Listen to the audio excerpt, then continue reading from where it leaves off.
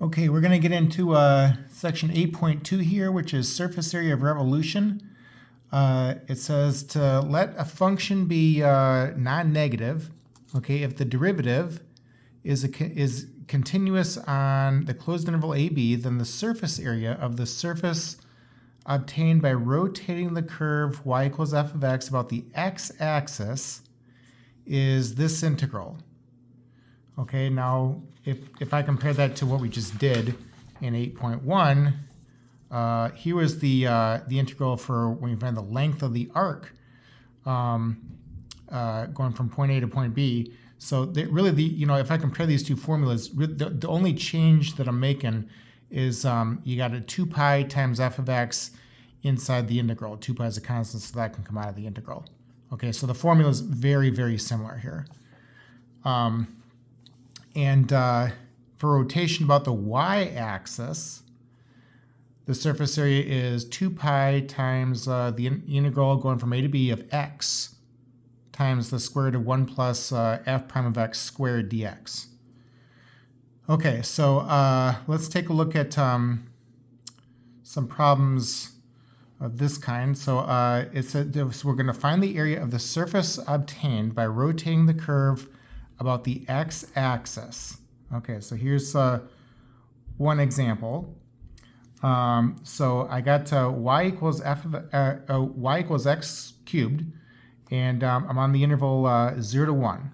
Okay, and I'm going to rotate that about the x-axis in the form of a 3D object. I'm going to find the surface area of this 3D object. Now, in chapter 6, you find the volume. Don't get those things confused. This is different. This is surface area. Okay, so well, because I'm rotating about the x-axis, I'm going to use this formula here. I'll need to know f prime of x. So that's 3x squared. Okay, I'm going to have 2 pi times the integral going from 0 to 1 of f of x is x cubed times the square root of 1 plus 3x squared dx. Okay, so this is going to be the new integral that I'll be integrating here. By the way, a lot of these problems in this section are going to be, where you have your integral set up correctly, you'll then need a u substitution. Okay, that's how a lot of them will go, just as a heads up. So in this problem, you got 2 pi times the integral going from 0 to 1 of x cubed times the square root of 1 plus 9x to the fourth.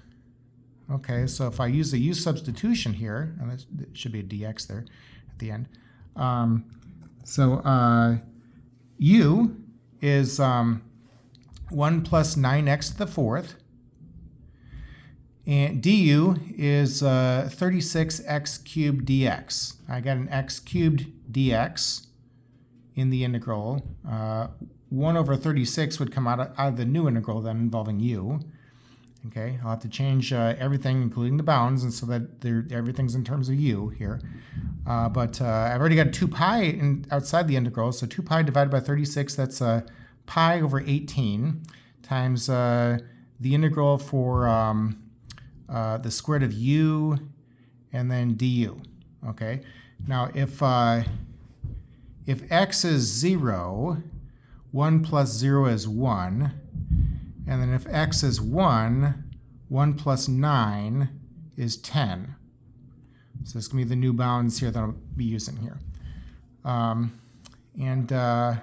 that, we have pi over 18 times u to the 3 halves times 2/3. 2 over 18 is 1/9. 9 times 3 is 27, so it'll be pi over 27 times u to the 3 halves power. And I'm evaluating this from 1 to 10.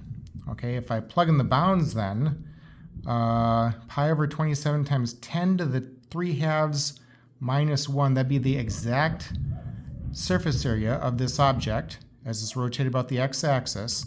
And, I mentioned this in the last video, I think. But every single problem in Chapter 8 is going to be positive numbers. Keep that in mind, okay? something is not set up correctly if you ever get a negative here. So it's about 3.56 if I were using decimals. Okay, but again, just keep your instant exact form for me.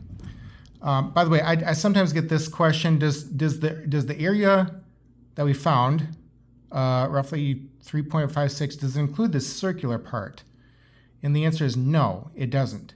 Okay, if we want to find the total area, the total surface area of this object, I would need to add a pi times the radius is 1, so add pi to that. Okay. And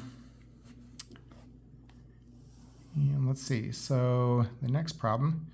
What if I have y equals the square root of 1 plus e to the x?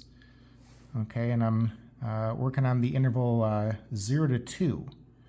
Okay, well, I drew this curve here. Here's the square root of 1 plus e to the x.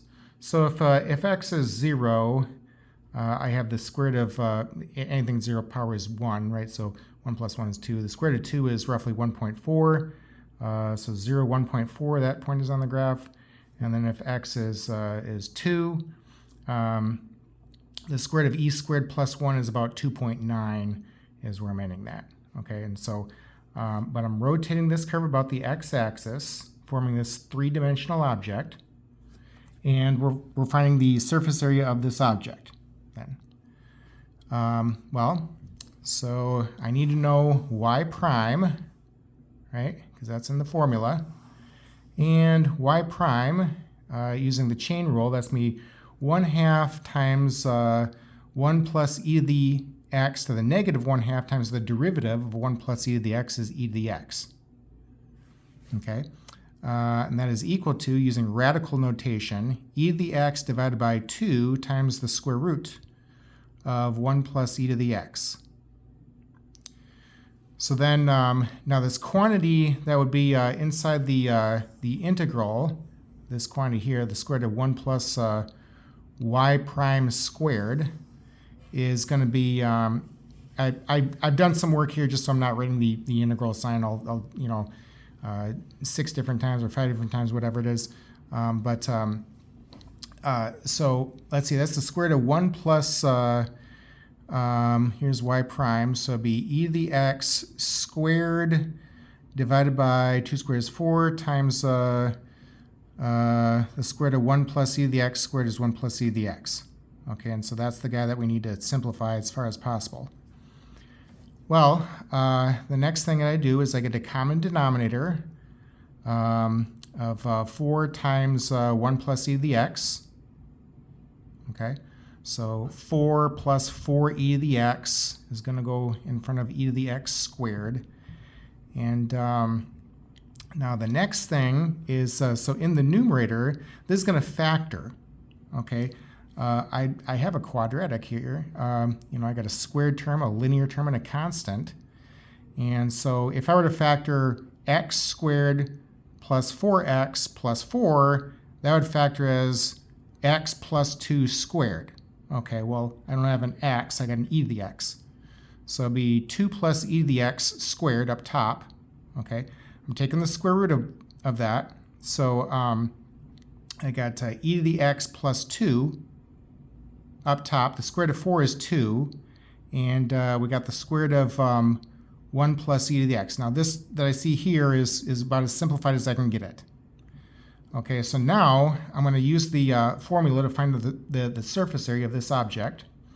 So I got 2 pi times the integral going from 0 to 2 of f of x is the square root of 1 plus e to the x times the square root of 1 plus y prime squared. I've simplified that, and that's e to the x plus 2 divided by 2 times the square root of 1 plus e to the x. Well, the square root of 1 plus e to the x, those terms will cancel. Okay, also 1/2 times 2, that's 1, right? So those are gone.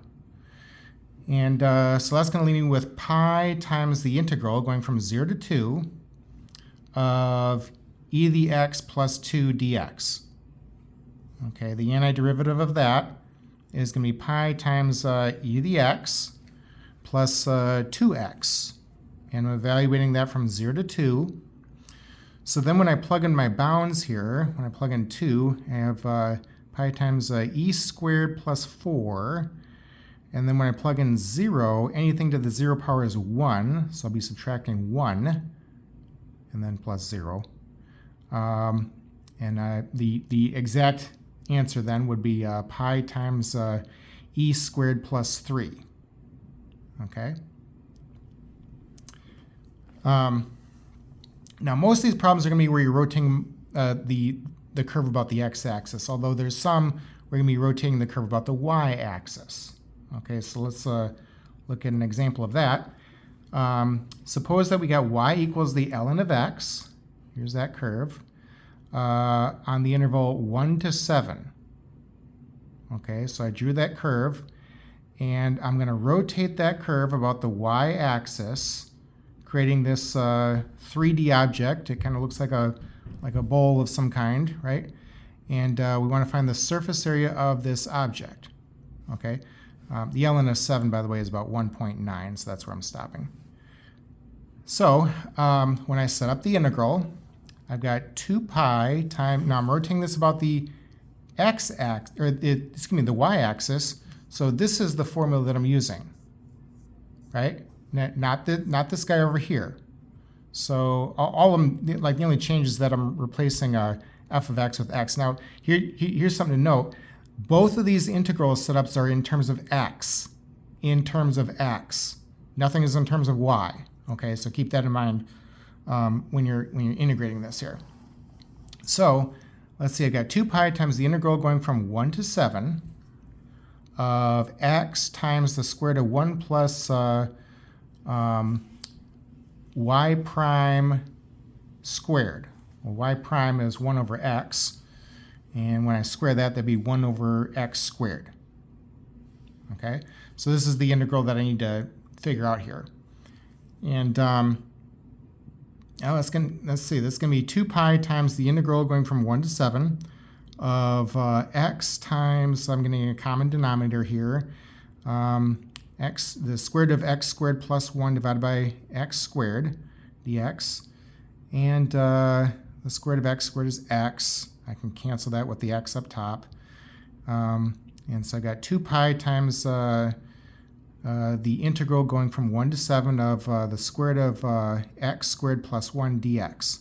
Okay, now I mentioned in section 7.3, if you remember that we did this problem here, and I said that this problem would come up a few times actually in 8.1 and 8.2, okay, for some other problems. Okay, now rather than doing this whole problem again, I'd say just go right to the answer. Okay, so here's the antiderivative of the square root of a squared plus x squared dx. A is 1 here for our problem. And so let's see, if I compare that to what I've got here, I'm going to have let's see, 2 pi times 1/2 times x times the square root of x squared plus 1, a is 1, right? Plus the 1/2 is being factored out of the whole thing there. Plus ln of the absolute value of the square root of x squared plus 1 divided by 1 plus x divided by 1 is x. And I'm going from 1 to 7. Okay? So, let's see. And I can plug in my bounds here. When I plug in the bounds, I've got pi times, let's see, the 2's cancel, right? So it's going to be pi times 7 times the square root of 50 plus the ln of the square root of 50 plus 7. Okay, and then minus, when I plug in 1, I've got root 2 plus the ln of root 2 plus 1. Okay, and so if I can simplify this guy a little bit here, let's see. So the ln of root 50 plus 7 minus the ln of root 2 plus 1, I can get a single logarithm out of that. That'd be the ln of root 50 breaks down as 5 times root 2. So 5 root 2 plus 7 divided by root 2 plus 1. Okay, and then root 50 again, that's 5 root 2. So when I multiply that by 7, that'd be 35 root 2 minus root 2. That's 34 root 2. Okay, that's where that's coming from. Now, I'd be totally fine with you leaving your answer in this form here. Okay, your book would take this a step further though, and they would rationalize the denominator here. Okay, so if I rationalize the denominator, that means get rid of the radical that I currently see in the denominator, this root 2. And to do that, you know, you'd multiply the top and the bottom by the conjugate of the denominator. So it would be root 2 minus 1. Let's see if I simplify that. Root 2 plus 1 times root 2 minus 1, that'd be 2 minus 1 is 1, okay? And then up top, let's see, 5 root 2 times root 2, that's 10. Minus 5 root 2 plus 7 root 2, that's 2 root 2 minus 7. Okay, so I'm going to get 3 plus 2 root 2 if I rationalize the denominator. So I no longer have a radical showing in the denominator. That's what we mean by rationalizing the denominator there. So again, you don't have to do that. That's just what your book is going to do for some of these problems there. So, okay, just make sure that the answer is some positive number though. Okay. So, all right. That's it with section 8.2 here. So here's the homework there. And we'll do 8.3 then in the next video.